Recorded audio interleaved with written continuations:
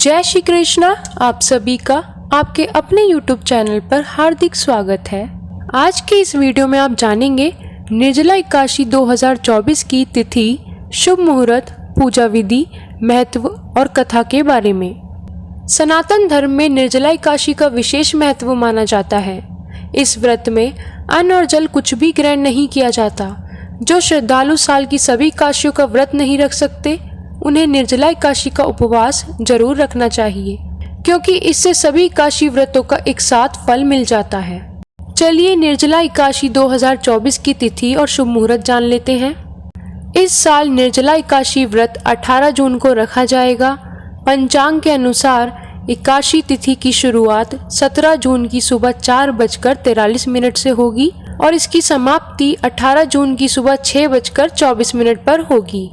19 जून को एकादशी व्रत का पारण किया जाएगा। एकादशी व्रत पारण का समय है 19 जून की सुबह 5:23 से सुबह 7:28 तक का रहेगा।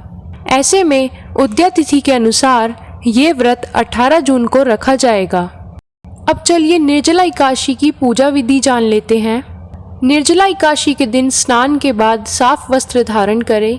इस दिन निर्जल होकर व्रत रहने का संकल्प ले। उसके बाद घर के मंदिर में गंगा जल छिड़के, फिर साफ चौकी पर पीला कपड़ा बिछाकर विष्णु जी की मूर्ति स्थापित करें। इस दिन विशेष रूप से भगवान शालिग्राम की पूजा का भी विधान है, तो उसके लिए आप पूजा स्थल पर शालिग्राम भगवान को स्थापित करें और भगवान शालिग्राम को पंचामृत से स्नान कराएं। स्नान के बाद उन्हें चंदन, मिश्री इत्यादि अर्पित करें। पूजा के दौरान शालिग्राम भगवान को 108 तुलसी के पत्र जरूर अर्पित करें। फिर विष्णु सहस्त्रनाम का पाठ करें और आरती के बाद पूजा संपन्न करें। चलिए निर्जला एकादशी का महत्व जान लेते हैं।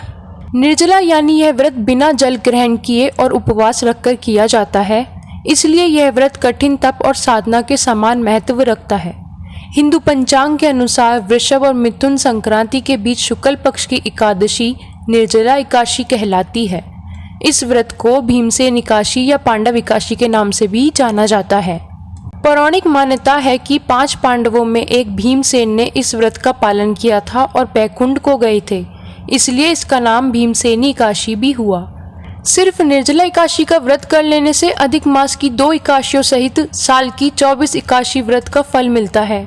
जहां साल भर की अन्य एकादशी व्रत में आहार संयम का महत्व है, वहीं निर्जला एकादशी के दिन आहार के साथ ही जल का संयम भी जरूरी है। इस व्रत में जल ग्रहण नहीं किया जाता, यानी निर्जल रहकर व्रत का पालन किया जाता है। यह व्रत मन को संयम सिखाता है और शरीर को नई ऊर्जा देता है। यह व्रत पुरुष और महिलाएं दोनों द्वारा किया जा सकता है, यही व्रत का विधान है। चलिए निर्जला एकादशी के दिन ध्यान रखने योग्य बातें जान लेते हैं। पवित्रीकरण के समय जल आचमन के अलावा अगले दिन सूर्योदय तक पानी नहीं पिए। दिन भर कम बोले और हो सके तो मौन रहने की कोशिश करें।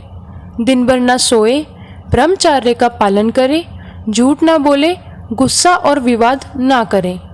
अब चलिए निर्जला एकादशी के बारे में कुछ महत्वपूर्ण बातें जान लेते हैं। इस एकादशी को पांडव और भीमसेनी एकादशी भी कहते हैं। महाभारत के समय भीम ने ये व्रत किया था, इस वजह से इस एकादशी को ये नाम मिला है। इस दिन व्रत उपवास रखने के साथ ही मौसमी फल जैसे आम, मिठाई, पंखा, कपड़े, जूते, चप्पल, धन, अनाज का दान जरूर करना चाहिए। घर में पूजा पाठ करने के साथ ही किसी पौराणिक महत्व वाले मंदिर में भी दर्शन पूजन करना चाहिए। बाल गोपाल भगवान विष्णु और महालक्ष्मी का अभिषेक करना चाहिए। इस दिन विशेष रूप से शिवलिंग पर ठंडा जल चढ़ाकर चंदन का लेप करना चाहिए और इसके साथ ही बिल पत्र और हार फूल से शिवलिंग का श्रृंगार करना चाहिए। निर्जला एकादशी का व्रत निर्जल रहकर किया जाता है। इस दिन अन्न और पानी का सेवन नहीं करना चाहिए, तभी इस व्रत का पूरा फल मिलता है।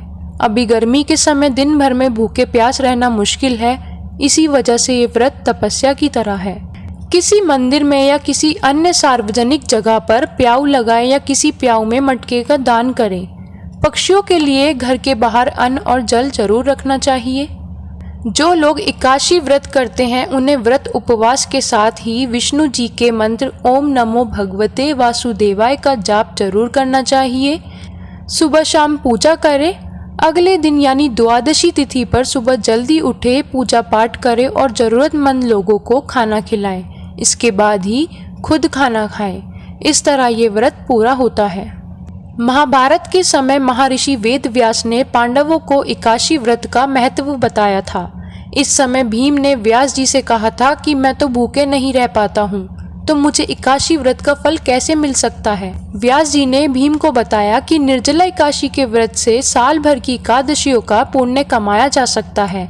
इसके बाद भीम ने भी यह व्रत किया था। जो लोग दिन भर भूखे प्यासे नहीं रह सकते हैं, उन्हें फल और दूध का सेवन करना चाहिए। एकादशी व्रत करने वाले लोग एकादशी पर सुबह जल्दी उठें और स्नान के बाद घर के मंदिर में पूजा करें। पूजा के बाद भगवान विष्णु के सामने व्रत और पूजा करने का संकल्प जरूर करें। इसके बाद व्रत करें। इस दिन भगवान विष्णु का नाम जाप जरूर करें और रात्रि में भजन कीर्तन जरूर करें, जिससे भगवान विष्णु की असीम कृपा प्राप्त होगी। चलिए अब अंत में एकादशी व्रत की कथा का श्रवण करते हैं। जब वेद व्यास ने पांडवों को चारों पुरुषार्थ धर्म, अर्थ, काम और मोक्ष देने वाले एकादशी व्रत का संकल्प कराया था, तब युधिष्ठिर ने कहा, जनार्दन, ज्येष्ठ माह के शुक्ल पक्ष में जो एकादशी पड़ती है, कृपया उसका वर्णन कीजिए। भगवान श्री कृष्ण ने कहा, हे राजन, इसका वर्णन परम धर्मात्मा व्यास जी करेंगे, क्योंकि ये संपूर्ण शास्त्रों के तत्वज्ञ और वेद वेदांगों के पारंगत विद्वान हैं। तब वेद व्यास जी कहने लगे, कृष्ण और शुक्ल पक्ष की एकादशी में अन्न खाना वर्जित है। द्वादशी को स्नान करके पवित्र होकर फूलों से भगवान केशव की पूजा करें, फिर पहले ब्राह्मण को भोजन देकर अंत में स्वयं भोजन करें। यह सुनकर भीमसेन बोले, परम बुद्धिमान पितामह, मेरी उत्तम बात सुनिए। राजा युधिष्ठिर, माता कुंती, द्रौपदी, अर्जुन, नकुल और सहदेव ये एकादशी को कभी भोजन नहीं करते तथा मुझसे भी हमेशा यही कहते हैं कि भीमसेन एकादशी को तुम भी ना खाया करो। परंतु मैं उन लोगों से यही कहता हूँ कि मुझसे भूख नहीं सही जाएगी। भीमसेन की बात सुनकर व्यास जी ने कहा, यदि तुम नरक को दूषित समझते हो और तुम्हें स्वर्गलोक की प्राप्ति अभिष्ट है, और तो दोनों पक्षों की एकादशी के दिन भोजन नहीं करना। भीमसेन बोले, महाबुद्धिमान पितामह, मैं आपके सामने सच कहता हूँ, मुझसे एक बार भोजन करके भी व्रत नहीं किया जा सकता, तो फिर उपवास करके मैं कैसे रह सकता हूँ। मेरे उदर में वृक नामक अग्नि सदा प्रज्वलित रहती है।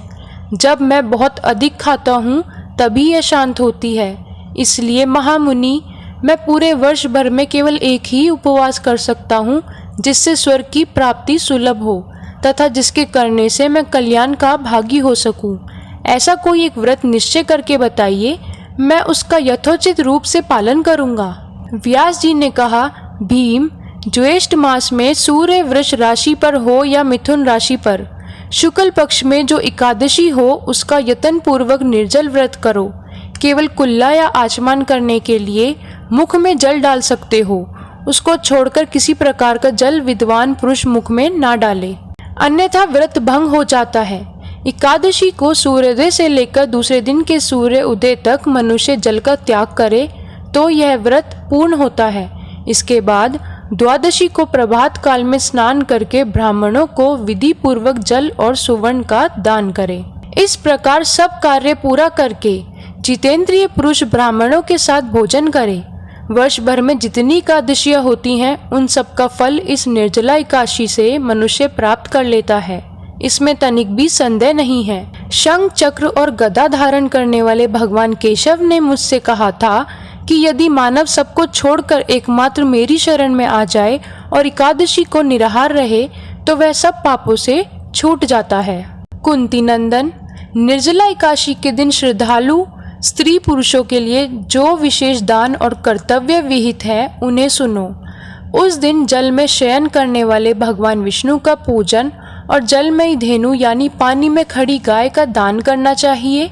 सामान्य गाय या घी से बनी गाय का दान भी किया जा सकता है। इस दिन दक्षिणा और कई तरह की मिठाइयों से ब्राह्मण को संतुष्ट करना चाहिए। उनके संतुष्ट होने पर श्री हरि मोक्ष प्रदान करते हैं। जिन्होंने श्री हरि की पूजा और रात्रि में जागरण करते हुए इस निर्जला एकादशी का व्रत किया है, उन्होंने अपने साथ ही बीती हुई 100 पीढ़ियों को और आने वाली 100 पीढ़ियों को भगवान वासुदेव के परम धाम में पहुंचा दिया है। निर्जला एकादशी के दिन अन्न, वस्त्र, गाय, जल, शैया, सुंदर आसन, कमंडलू तथा छाता दान करने चाहिए। जो श्रेष्ठ तथा सुपात्र ब्राह्मण को जूता दान करता है, वह सोने के विमान पर बैठकर स्वर्गलोक में प्रतिष्ठित होता है। जो इस एकादशी की महिमा को भक्ति पूर्वक सुनता अथवा उसका वर्णन करता है, वह स्वर्गलोक में जाता है। चतुर्दशी युक्त अमावस्या को सूर्य ग्रहण के समय श्राद्ध करके मनुष्य जिस फल को प्राप्त करता है, वही फल इस कथा को सुनने से भी मिलता है। भीमसेन, ज्येष्ठ मास में शुक्ल पक्ष की जो शुभ एकादशी होती है, उसका निर्जल व्रत करना चाहिए। उस दिन श्रेष्ठ ब्राह्मणों को शक्कर के साथ जल के घड़े दान करने चाहिए। ऐसा करने से मनुष्य भगवान विष्णु के समीप पहुंचकर आनंद का अनुभव करता है। इसके बाद द्वादशी को ब्राह्मण को भोजन कराने के बाद स्वयं भोजन करे। जो इस प्रकार पूर्ण रूप से निर्जला एकादशी का व्रत करता है, वह सब पापों से मुक्त हो आनंदमय पद को प्राप्त होता है। यह सुनकर भीमसेन ने भी इस शुभ एकादशी का व्रत आरंभ कर दिया।